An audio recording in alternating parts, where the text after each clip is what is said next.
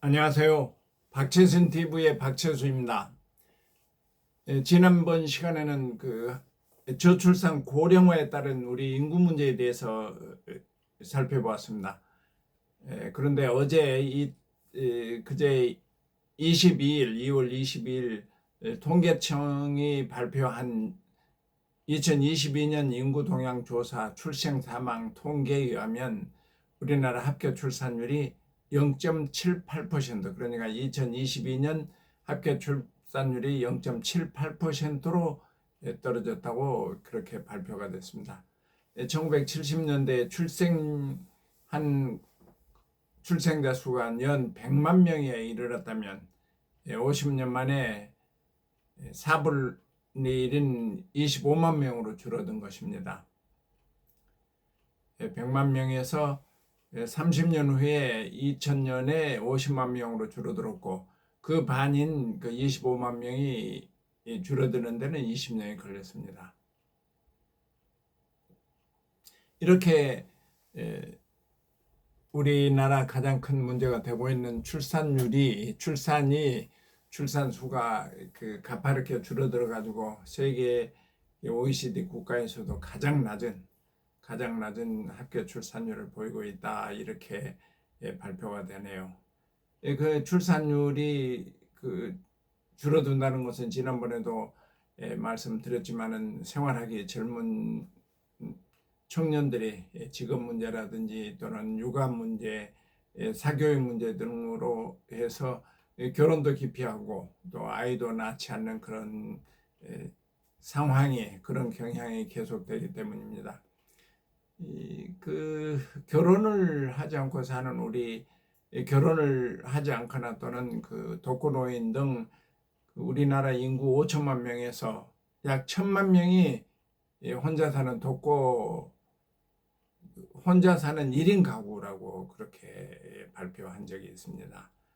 그런데 혼인수도지 출산율이 저하된다는 건 결혼을 하지 않는다는 이야기이기 때문에, 근데 2022년 혼인 건수가 19만 2천 건으로 연 19만 2천 쌍만이 새로 결혼하는데, 결혼해서 그 사람들이 다 19만 2천 20만 신혼 가정이 애를 낳느냐, 결혼해서 유지하느냐. 그런데 거기다가 이혼 건수가 약 9만 3천 명이 된다는 겁니다. 그러니까 19만 2천에서 9만 3천이니까 약 10만 건 정도, 10만 명 정도가 새로 우리 혼인하는 가정이 늘어난다고 그렇게, 그러니까 10만 건 이하로 떨어진다는 이야기죠. 그리고 더 중요한 수치는 아이를 낳는 초산의 엄마가 33세야 애를 낳는다고 그렇게 합니다. 지난번에 말씀드렸던 그 여성의 결혼 정년기가 마지막의 마지노선이 25세 정도로 했었는데, 결혼 정년기도 결혼도 계속 늦어지고 또 첫 아이를 낳는 엄마의 나이도 33세로 낮아지는데, OECD는 29.3세라고 하네요. OECD 평균이 29.3이니까 우리보다 훨씬 더 빠른 나이에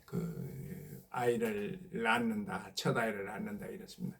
그래서 지금 이제 이번 시간에는 가령 저출산과 고령화에 따른 여러 가지 현상을 한번 종합적으로 상기를 해보고 싶습니다. 상기를 해서 우리 현 주소가 어디가 있는가, 이런 걸 한번 따져보고자 합니다. 합계 출산율이 지난번에도 말씀드렸지만은 2012년에 1.3명이었습니다. 쭉 하향되다가 1.3, 1.1, 2.2 이렇게 하다가 2017년에 1.05였네요. 그러니까 2017년에 1을 유지했었는데 2018년에 와서 0.98로 0대로 진입했습니다. 우리나라 합계 출산율이. 합계 출산율의 의미는 지난번에 말씀드린 바와 같이 가임 여성이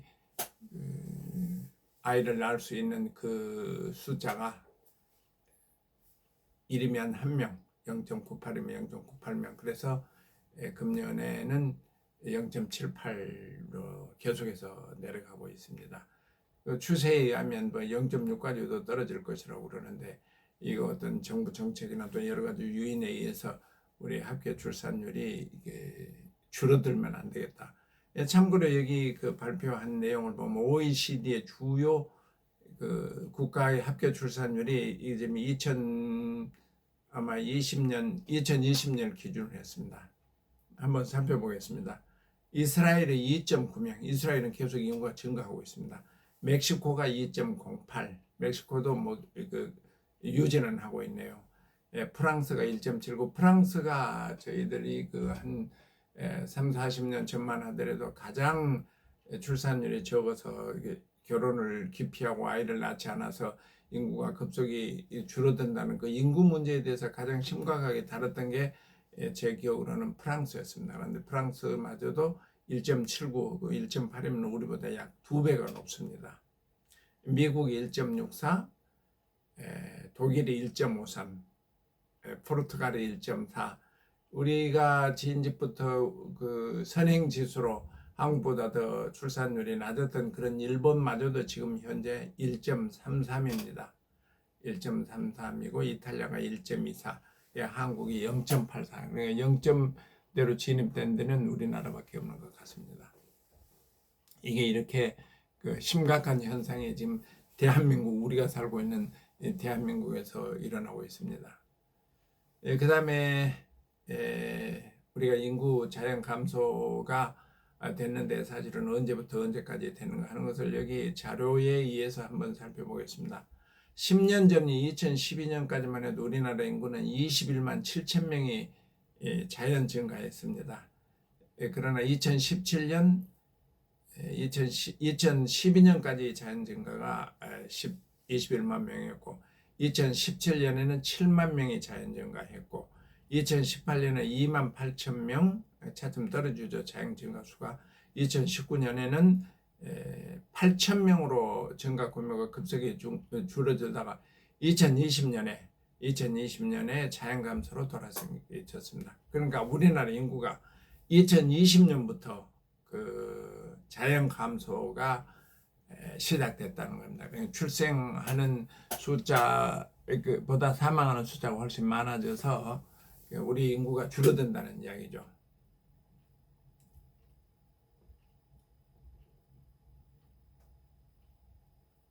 자연 감소가 2020년에 3만 2천 명이었고 2021년에는 5만 7천 명, 작년 2022년 12만 3천 명. 그러니까 자연 감소가 그대로 유지가 된 게 아니고 출산하는 것보다 사망하는 숫자가 훨씬 많아서, 예를 들어서 작년에는 12만 3,008명이 더 사망을 하셨고 출산이 적었다는 그렇게 통계가 나와 있습니다. 그 다음에 그러면 이제 이런 현상이 나면 뭐 생산 인구가 줄어들고 보험 연금이 적립이 줄어들고 연금 수령하는 분들은 많고, 근데 거기도 우리 의료보험, 건강보험에도 여기 영향을 받는 겁니다. 왜냐하면 인구는 자꾸 줄어들고 노인 인구는 증가돼서 건강보험에 대한 수요도 늘어나기 때문에, 건강보험 지금까지는 이제 흑자에 썼는데, 아마 건강보험이 상한선이 소득의 8%를 가지고 우리 건강보험을 책정을 하는 것 같습니다. 소득, 우리 일반 누구든지 소득의 8%를 상한으로 해서 보험료를 책정하는데, 지금 현재는 7.09로 상한선에 거의 가까운데, 2023년 금년부터 4,500억 정도의 적자가 된다고 합니다. 물론 이게 이제 법을 바꾸고 여러 가지 가령 인구의 자연 감소하는 것보다는 이제 제도적인 측면으로 수정이 가능하고 보험료를 좀 더 많이 낸다든지 또는 수가를 조정한다는 이런 여러 가지 기술적인 방법이 있겠지만은, 아무튼 지금 현재 그 우리가 부과하는 그 8% 소득의 8% 미만으로 했을 때는 금년부터는 건강보험이 적자로 전환된다. 이것도 인구하고 관련된 그런 내용입니다. 지난번에 우리가 그 고령화 사회, 고령 사회, 초고령 사회를 살펴보았죠. 고령화 사회는 7% 미만의 그 사회를 고령화 사회라고 하고 14%를 고령 사회라고 하고 초고령 사회를 20%라고 그랬는데 우리나라가 2025년에 그러니까 앞으로 3년 후에는 초고령 사회가 되고 우리 그 인구가 지금 800만 되는 그 노인 인구가 2025년에는 20%에 달해서 인구 5천만 명의 20%는 1,000만 명이 우리나라 인구의 1,000만 명이 65세인 노인으로 구성이 된다 그런 말씀입니다. 그렇게 되다 보니 이제 그 아까 잠깐 설명했듯이 국민연금 우리가 그 열심히 일해서 연금을 받는데 국민연금이 계속해서 그 이제 적립하는 그 인구는 줄어들고 또는 수령하는 노인 인구는 증가하기 때문에 자세한 내용은 제가 그 전문적으로 살펴보기 쉽지 않습니다만은 2023년에는 그 2,200만 명 정도가 그 국민연금을 가입하고 불입하고 있는데 수령하는 분들은 527만 명 수령자랍니다. 이렇게 노인연금 수령자는 차츰차츰 올라갈 거고 또 그 인구가 줄어듦으로 해서 그 국민연금 가입자 수는 줄어들 것이다. 그래서 그게 어느 시점에 2042년에는 그 역전이 될 것이다. 그러니까 연금을 그 국민연금을 그 적립하는 분들보다 수령하는 분들이 많아져서 그 역전이 될 것이다. 그래서 지금 우리 그 윤석열 정부의 개혁 중에 하나 국민연금 개혁하고 교육 문제 또 이제 그 우리 노동조합 문제, 노조 문제를 큰 그 국가의 아젠다로 해서 개혁을 하겠다고 그렇게 합니다. 그러니까 이 국민연금이 지금 이제 인구 추세로나 여러 가지로 살펴봤을 때 2042년에는 이게 그 국민연금 가입자가 수급자가 뒤집히는데 이런 것을 지금 이제 어떤 여러 가지 그 제도를 가지고 보완해서 그 계속해서 지금 이제 젊은이들이 예를 들어서 젊은 사람들이 계속해서 국민연금 적립을 하는데 수령자가 너무 많아서 수령액이 많아가지고 연금이 고갈이 되버리면 이 연금은 열심히 그 적립하는데 수령을 못하는 그런 현상이 나타날 그런 상황이 도래될 것으로 예비해서 이제 국민연금을 개혁을 하겠다 하는 것이 윤석열 대통령 정부의 개혁 과제입니다. 노연 부양비를 그 이제 이것도 그 가령 예를 들어서 인구 아까는 그 연금을 관계 이야기했는데 이제 가족이라든지 일반인들이 가령 그 청년 젊은 사람 몇 분이 노인을 몇 분을 부양한다 이런 그 수치가 또 따로 있습니다. 그런 수치가 노년 부양비인데요. 노년 부양비인데 가령 2005년에는 그 100명이 노인 13명을 부양하는 그런 시기였습니다. 차츰차츰 그것도 이제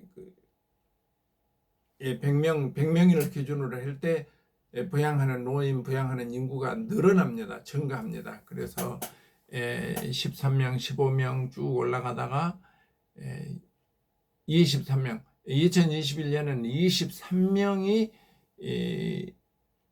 을 부양한다. 100명이 그렇게 되는데 이게 이제 2070년도에 아직까지 뭐 상당히 많이 남아 있다고 생각합니다.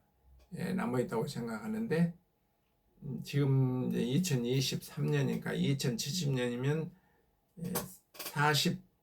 47년 후인가요?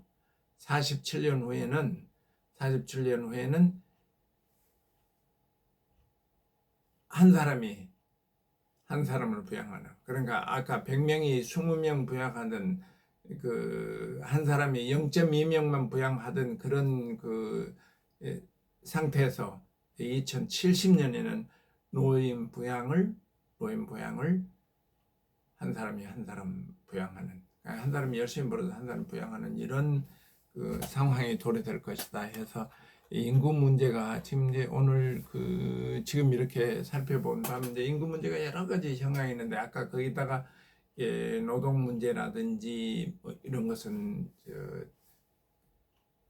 파악하지를 않았습니다. 노동 문제가 인구가 줄어들고 근로 인구는 노동 가용 인구는 줄어들어서 지난번에 말씀드린 외국인을 유치한다든지 또는 재동포를 우리 초대해서 인구도 줄지 않게 하고, 또는 노동 인구도 적정선을 유지하게, 노동 인구도 적정선을 유지하게 이민을 받아들인다든지, 또는 그런 여러 가지 지난번에 말씀드렸던 그런 것과 마찬가지로 그런 것을 또 다시 따져야 될 것 같습니다. 노동력 관련, 근로에 관련, 또 직업도 사실은 노동자만이 현재의 근로 기준이나 또는 노동이라는 모습도 여러 가지로 바꿔지기 때문에, 그런 것을 많은 요인의 팩터가 있겠지만은 이제 노동에 관련된 것은 여기서 살펴보지 않았는데,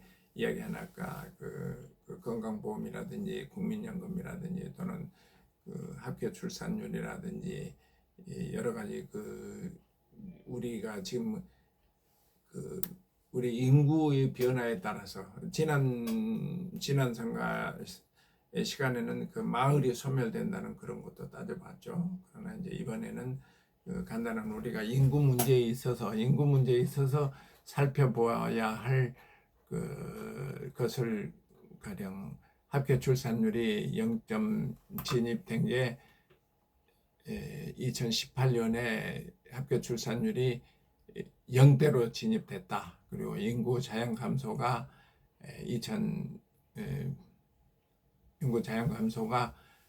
2020년부터 자연 감소가 대한민국 자연 감소가 시작됐다. 그리고 건강보험 적자가 2023년 금년에 4,500억 정도가 적자가 날 것이다.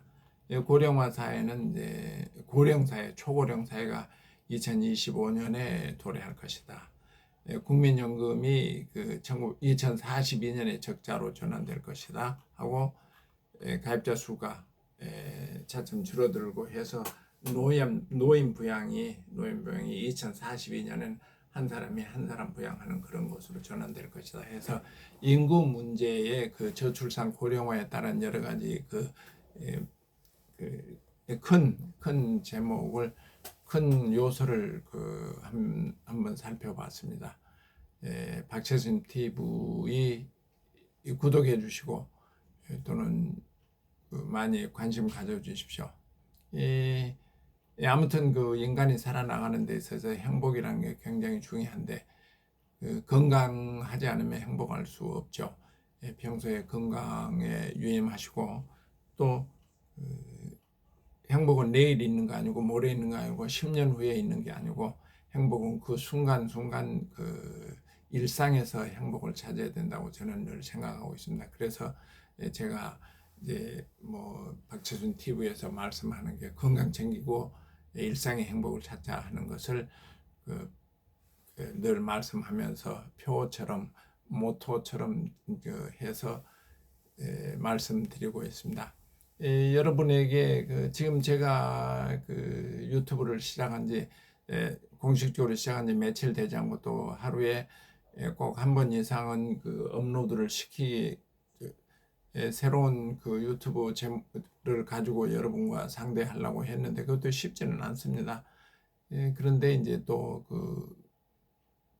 테마도 한정이 되고, 또 제가 하고 있는 일이 어떤 특별한 임팩트를 줘서 많은 구독자를 늘린다든지 그런 그런 방법은 아직 찾지 못하고 있는데, 한 가지 제가 어제 신기하게 느낀 게, 이제 보통 제가 유튜브를 하면 아직까지도 구독자가 45명에서 90명으로 늘어나서 2배가 됐습니다. 며칠 만에. 그런데 제가 이 이제 영상을 올리면 보통 조금씩 봅니다. 10명, 20명, 많으면 70명, 80명, 100명도 보기가 어려운데, 어제 제가 국민의힘의 강원도 춘천에 가서 전당대회인가요? 연설, 합동 연설에 참석해서 제가 좋아하는 김영삼, 따따붙다의 민영삼 후보의 연설을 제가 제 핸드폰으로 촬영해서 제 유튜브 박채순 TV에 올렸더니 구독자도 늘었고, 그리고 또 뭐입니까? 관심을 가진 분이 3,000명이 넘었습니다. 굉장히 평소에 20명, 30명, 40명 등에 3,000명이 지금 넘었을 겁니다. 그렇게 이 정치적인 문제 또는 이제 민영삼의 따따붙다 유명한 사람의 연설이어서 그런지 깜짝 놀랐습니다. 그렇게 많은 사람이 보고 가셔서 관심을 가졌구나 해서, 저도 이제 테마를 잘 발견하고, 또 이제 방법도, 아직까지도 편집도 잘 못하고 있거든요. 편집 문제라든지 이런 걸 개선해 가면서 여러분과 함께 차츰차츰 박채순 TV가 성장해서 상당히 중요한 또는 의미 있는 저희 행동이 되고, 또 여러분에게도 의미 있는 어떤 유튜브 동영상이 되도록 노력을 하겠습니다.